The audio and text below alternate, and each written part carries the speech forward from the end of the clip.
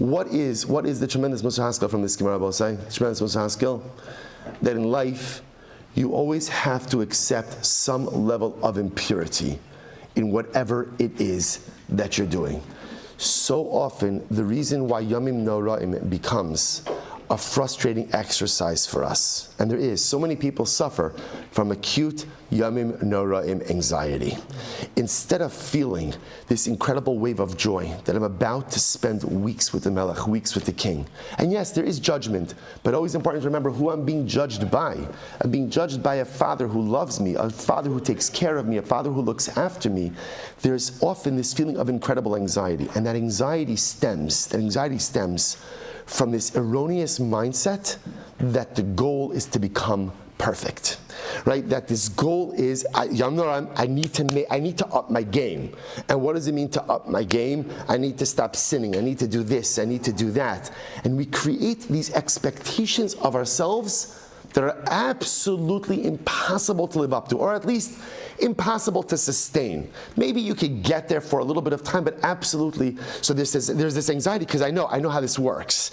I promise I fail. I promise I fail. I promise I fail. I'm good, I'm bad, there's peaks, there's valleys, and there's this anxiety about not being able to measure up. And Rabbi say comes along the Ribbon Shalom and gives us a beautiful daf on Erev Shabbos of Slichos as we begin this season of Tshuva. And what does the Ribbon Shalom tell us? Just read the words. Hamocher peiros lechavero harei ze mekabel alav rove tinofos l'sa'ah. The way life works is whether you're purchasing produce or building a life, always accept some level of impurity. I am never going to be perfect. There are always going to be parts of me that are in a state of disrepair, and some of them that are even profoundly broken. And you know what? It's okay. It's okay, because that's what we accept. That's what we accept in the marketplace. That's what we accept in the world of tshuva. That's what we accept. And if you enter into Yamim Noraim, accepting the fact, I'm going to try better. That's the goal. I'm going to do better. I'm going to be better. But there's always going to be some level of impurity in my life, in my persona. And just like when you purchase produce, the seller knows it, and the purchaser knows it. When I come before HaKadosh Baruch Hu on Yamim Noraim, I know it, and the Ribono Shel Olam knows it. But here's the incredible part.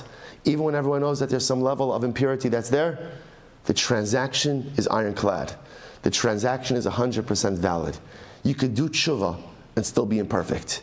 You could come home and still have impurities. You could create a beautiful relationship with HaKadosh Baruch Hu, even in the sea of things that are broken. HaKadosh Baruch Hu has already accepted that about us. If we just accept that about ourselves, there is no telling the Yamim Noraim we could have. All right, I want to say Shkayach and Good Shabbos.